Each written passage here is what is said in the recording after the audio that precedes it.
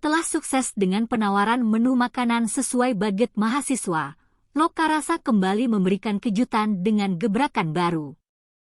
Kali ini, rumah makan Lokarasa, ex Ayam Fatmawati, yang terletak di Jalan Pengayoman, Makassar, membuka lebih pagi dan menyiapkan menu breakfast yang tersedia mulai pukul 7 WITA hingga pukul 11 WITA.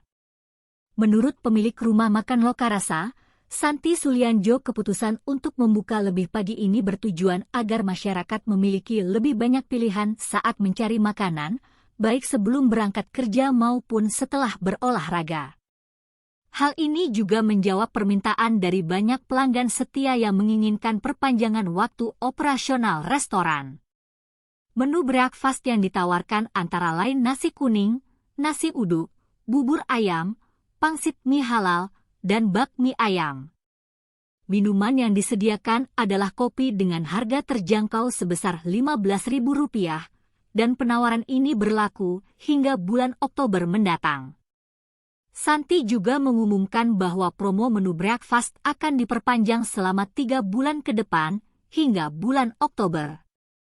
Selain menu breakfast, Lokarasa juga menawarkan menu all day seperti mie kering, mie goreng Jawa, bakmi ayam, nasi goreng merah, dan nasi goreng soto ayam, serta ayam goreng. Harga-harga untuk menu all day tersebut sama dengan harga menu breakfast. Dengan penambahan menu breakfast dan perpanjangan waktu operasional, Lokarasa berharap dapat memberikan pengalaman kuliner yang lebih lengkap dan memenuhi kebutuhan seluruh pelanggan setianya. Semua 15.000, terus ini menu pagi, jam 7 buka per tanggal 15 Juli, kita mulai buka jam 7 pagi sampai jam 10 malam. Nah, ini menu yang ini jam 7 pagi sampai jam 11 available-nya breakfast. Menu yang satu itu all day. Oh, setiap hari. Ya. Kalau yang ini khusus pagi saja Pagi, setiap jam 7 sampai jam 11.